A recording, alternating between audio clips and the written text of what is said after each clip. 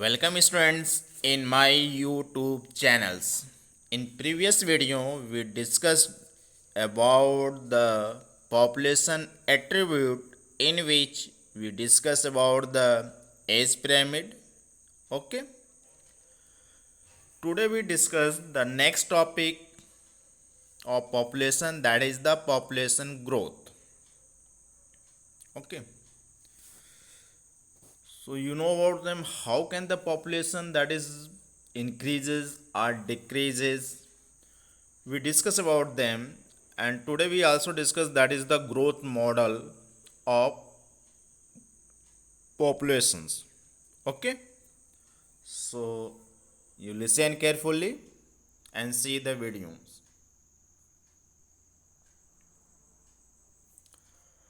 Population growth. How can the population or growth? The size of population for any species is not a static parameter. It keeps changing with time. ठीक है, जो population के size है किसी भी species की, this is not static. कोई static नहीं है, मीन्स वो कांस्टेंट हमेशा नहीं रहता. It keeps changing with time. वो टाइम के साथ चेंज भी होता रहता है, डिक्रीज भी होता है, इंक्रीज भी होता है. Okay. It depends on factors such as food availability, predation pressure and adverse weather.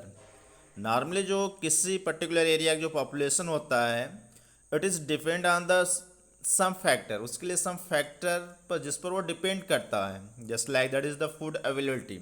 यदि उस एरिया में फूड अवेलेबिलिटी बहुत ज़्यादा हो तो वहाँ पॉपुलेशन की जो साइज़ होगी वो ज़्यादा होगी. यदि फूड अवेलेबिलिटी कम है तो वहाँ पॉपुलेशन जो साइज हो वो क्या होगी, लेस होगी, डिक्रीज करेगी. ठीक है. Predation pressure. वहाँ पर प्रिडेशन प्रेजेंट है कि नहीं है. यदि कम प्रेजेंट है तो साइज इंक्रीज करेगी, यदि प्रिडेशन ज़्यादा है तो साइज उसकी डिक्रीज करेगी. And adverse weather. जो वेदर फैक्टर है, क्लाइमेटिक कंडीशन है, that is also affect the population size. The density of population is given habitat during a given period fluctuate to the four basic process. जो population की density है किसी भी particular habitat area में, this is the fluctuate होता है. There is on the basis of four processes. Four processes जिसके base पर फ्लक्चुएट करता है. First one is the natality. So what is the natality? It refers to the number of birth during a given period in the population that are added to the initial density. Okay. It is the number of birth during a given period. एक particular period में जो birth होते हैं, ठीक, means number of increase in a population that added to the initial density. उसमें add होता है जिससे उसका इनिशियल डेंसिटी क्या हो जाती है, इंक्रीज कर जाती है. दूसरा होता है mortality. It is the number of death in population during a given period. एक पर्टिकुलर पीरियड में जितने डेथ होते हैं ऑर्गेनिजम्स की, वो क्या कहलाती है, उसकी मोर्टलिटी कहलाती है. That is clear. Next one is the emigration. It is the number of individuals of the same species that have come into the habitat from elsewhere during the time period under consideration. एक particular time period में, consideration time में, यदि कोई foreign species उस habitat में आता है तो वहाँ पर उसकी साइज क्या होते हैं, इंक्रीज कर जाता है. Just like you know about the Siberian cranes which comes from the larger durations they covered for prevention of the cold conditions. They come into the India in this time. The bird species की बात करें तो एक particular location जैसे Bharatpur bird sanctuary है, वहाँ पर उसकी नंबर क्या हो जाती है, इंक्रीज कर जाती है, बढ़ जाती है। That is clear. तो ये क्या हो गया, immigration. And next one is the immigration. It is the number of individual of the population who left the habitat and moved elsewhere during a given time period.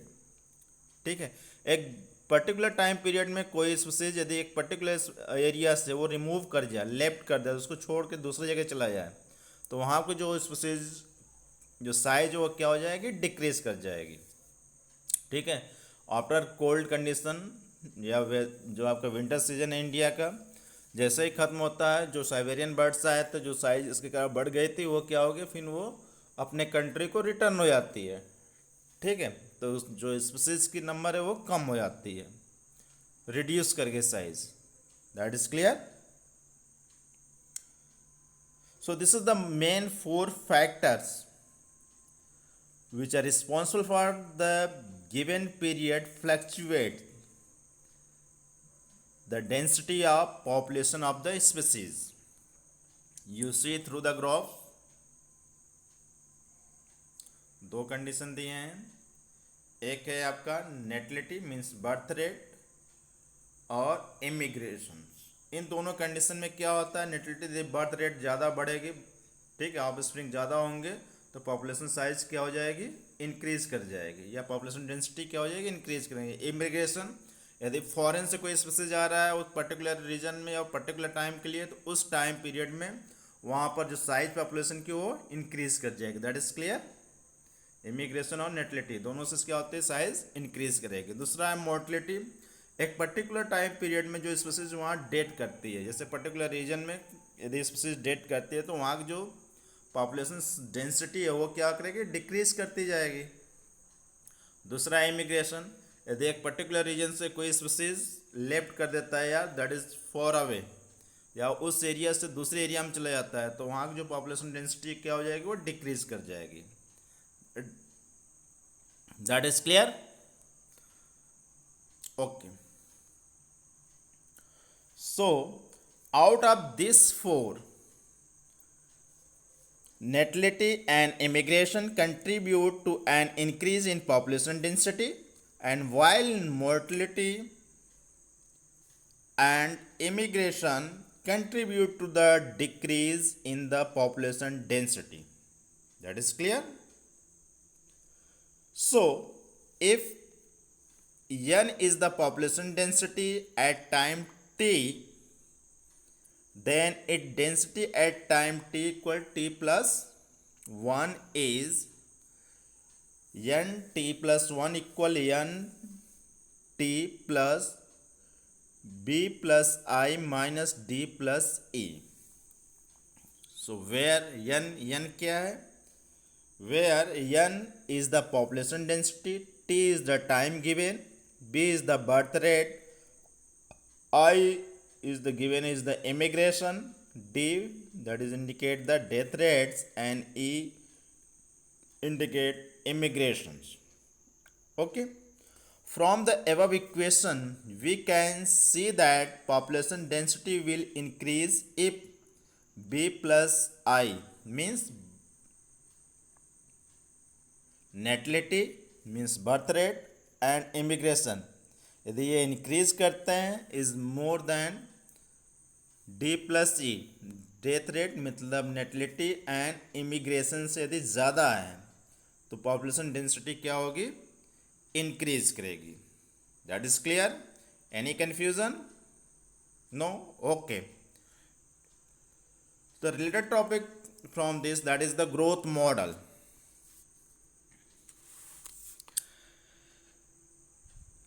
Growth model that is indicate the how can the population growth, in particular regions how can the population or growth occurs.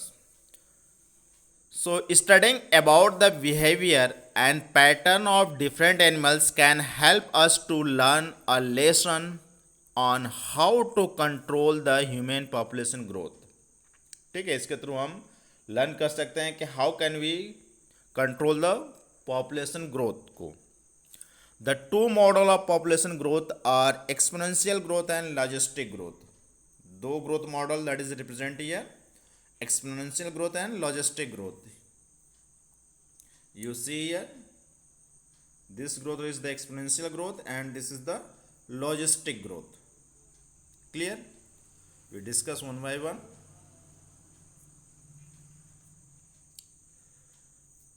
Just like you see, that is given here is another graph. This growth, that is the exponential growth, rapidly growth, and this is the logistic growth. What is different between two? This graph that is given here. Okay. Okay. So listen you. Exponential growth क्या होता है और क्यों यह जो curve है आपका rapidly growth आपको दिखा रहा है? This is the availability of resource food and space is essential for the growth of population. किसी भी पॉपुलेशन ग्रोथ के लिए क्या रिक्वायर्ड है? फूड एंड स्पेस रिक्वायर्ड होता है. There unlimited availability result in populations exponential growth. यदि किसी पर्टिकुलर रीजन में वहाँ पर जो फूड अवेलेबिलिटी एंड स्पेस है, ठीक है, इसेंशियल जितना रिक्वायर्ड है पॉपुलेशन को, यदि अनलिमिटेड क्वांटिटी में प्रेजेंट है तो this is the represent exponential growth. वो एक्सपोनेंशियल ग्रोथ को रिप्रेजेंट करता है, मतलब रैपिडली ग्रोथ को शो करता है. Normally that is the J shaped curve you see here. ठीक है, अभी देखे थे प्रीवियस में. We also discuss see in next slide.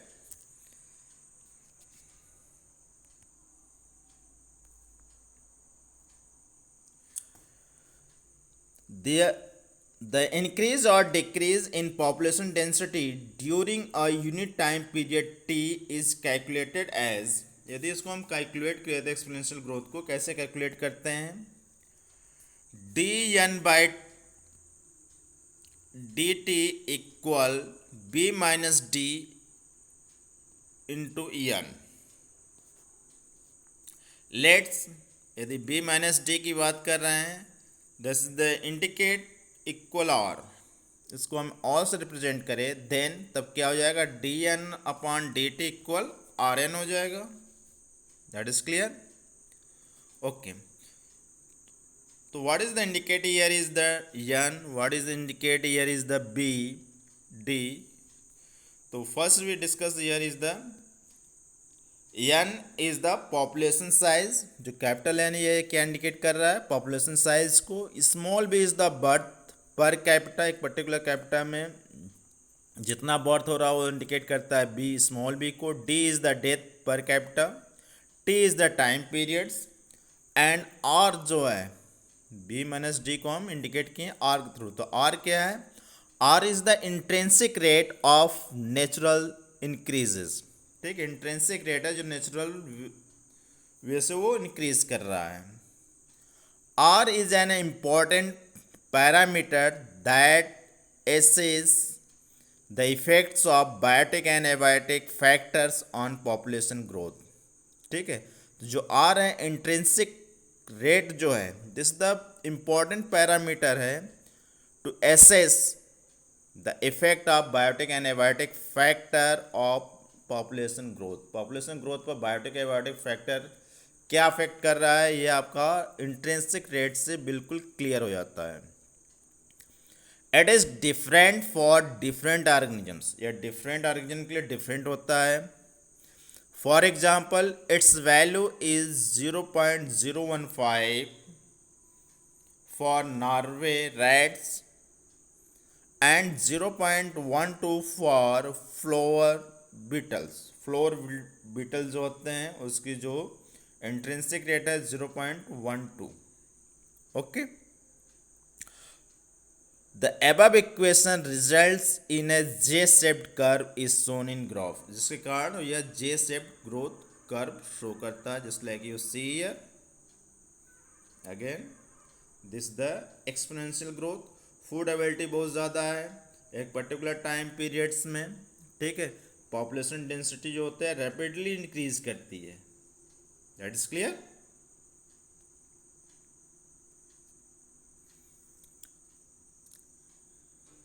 Integral form की बात करें, यदि integral form of exponential growth equation is N T equal N zero E के power R T. Okay, where N T क्या है, population density after time T. N T जो है population density after time T, ये indicate किया है। N zero that is indicate the population density at time zero. Zero time पर जो population density N zero है। Okay, and R is the intrinsic rate of natural increase. E is the base of natural logarithms, इसकी जो value होती है 2.71828। Okay, any species growing exponential under the unlimited resource conditions without any check can reach enormous population density in a short time। ठीक है, यदि ability बहुत ज़्यादा present है, अनलिमिटेड क्वांटिटी में प्रेजेंट है, दैट इज़ रैपिडली ग्रोथ, और जिसके कारण पॉपुलेशन डेंसिटी भी बहुत ज़्यादा शो करता है। The R value for human population, जो इंट्रेंसिक रेट ह्यूमन पॉपुलेशन की बात करें in India was 0.0205 in 1981 population, उसमें जो ग्रोथ था, इंट्रेंसिक रेट जो था उस समय 0.0205 था इन 1981। That is clear. Second growth model की बात करें, लॉजिस्टिक ग्रोथ। लॉजिस्टिक ग्रोथ क्या होता है, how can that is show, which type of the graph that is represent here. Practically no population of any species in nature has unlimited resources at its disposal. ठीक है, तो इस nature में जो होता है अनलिमिटेड क्वांटिटी किसी चीज़ की नहीं होती है। ठीक है, लिमिटेड सभी प्रेजेंट हैं।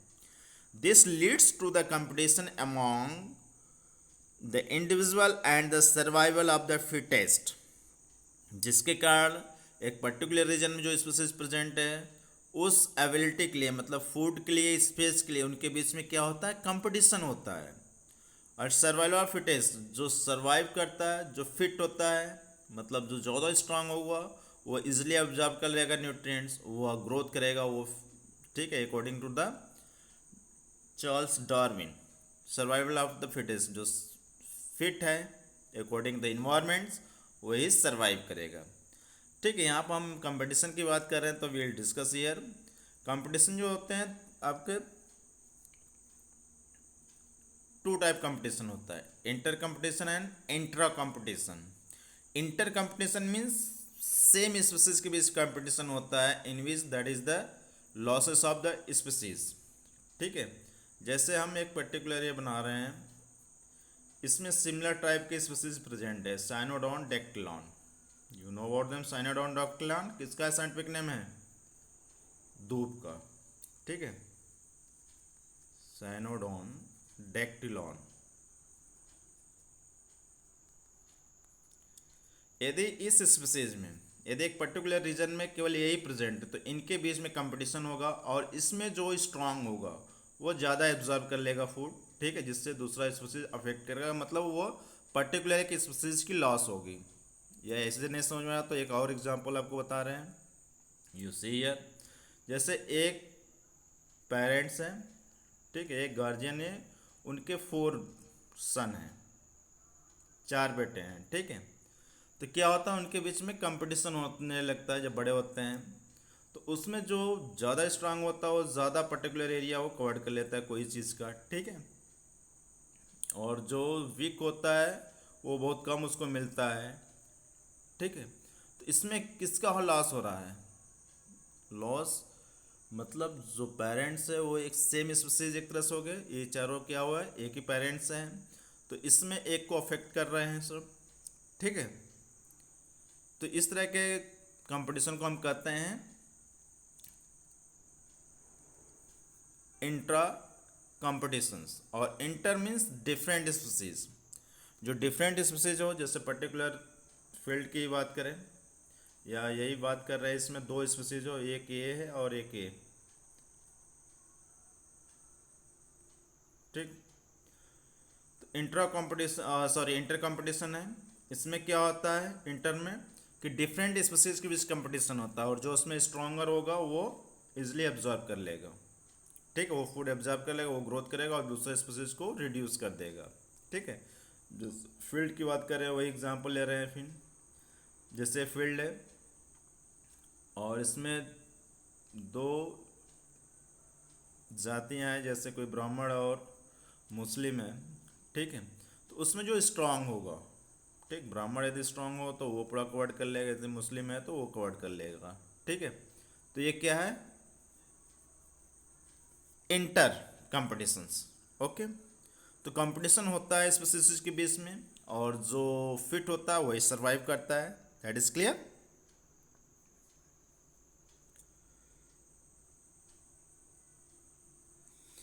Therefore, a given habitat that enough resource to support a maximum possible number beyond which no further growth is possible, जब तक उसको रिसोर्सेस अवेलेबल है तब तक वो ग्रोथ करता है।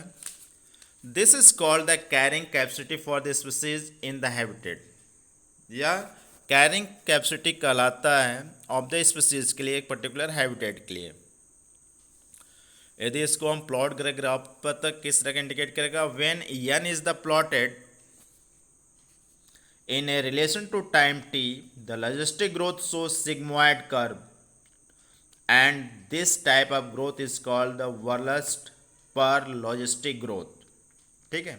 तो यदि इसको हम ग्राफ पर रिप्रेजेंट करें विद टाइम t स्पीसीज को, ठीक है, that is showing the sigmoid curve, sigmoid curve ये शो करता है और this is also known as the logistic growth कहते हैं।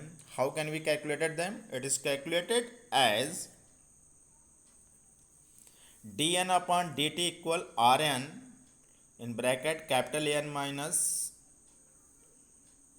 capital N oblique capital K, where n is the population density at time t, k is the carrying capacity and r is the intrinsic rate of natural increase, okay। तो you see this is the logistic growth, जब तक food availability है तब तक ये growth कर रहा है और एक पर्टिकुलर रीजन आने पर जब फूड अवेलेबिलिटी कम होने लगती है तो वहाँ पर वो स्टेबल हो जाता है। इस तरह के ग्रोथ को हम कहते हैं sigmoid curve, that is clear. A population in A habitat with limited resources so initially a lag phase followed by the phase of acceleration deceleration at finally asymptote, ठीक है। एक्सेलरेशन मतलब उसमें ग्रोथ कर रहा है, डिक्लेरेशन फिर डिसलेरेशन decrease करने लगता है एंड फाइनली एसिम्पटोट, एक पर्टिकुलर रीजन आने पर वो क्या होता है, स्टॉप हो जाता है, उसकी ग्रोथ रुक जाती है। When the population density reaches the carrying capacity K, this method is more elastic, जो लॉजिस्टिक ग्रोथ है यह मोर इलास्टिक है, क्यों है, in nature because no population growth can sustain exponential growth indefinitely as there will be competition for basic needs due to the finite resources, ठीक है। तो ये क्या शो करता है, आपका जो लॉजिस्टिक ग्रोथ है वो आपका रियलिस्टिक ग्रोथ है, ठीक है, ये मोर रियलिस्टिक है देन एक्सपोनेंशियल ग्रोथ, क्योंकि स्पीसीज के बीच में कंपटीशन होना ही है, okay, for the basic needs finited and the resources. Human population growth curve will become S shaped, यदि हम ह्यूमन पॉपुलेशन ग्रोथ कर्व को यदि रिप्रेजेंट करें तो वह यस शेप्ड फॉर्म होंगे through efforts being made throughout the world to reduce the rate of population growth and make it stationary, okay. In India, the first census was carried out in 1872. It has been conducted regularly at interval of 10 years after this, the last being in 2011. Census is conducted as per the previous made under the census act 1948। ठीक है, तो ये growth curve human base पर दिया गया है। Census क्या है? Census is an official counting of population and preparing data about age groups, birth, death, sex ratio, education, etc. Okay, thank you for watching the videos. If you like them, यदि आपको ये पसंद आया हो तो इसको लाइक करिए, share करिए एंड आइकन बेल को प्रेस करिए एंड सब्सक्राइब करिए। Okay, thank you for watching the videos.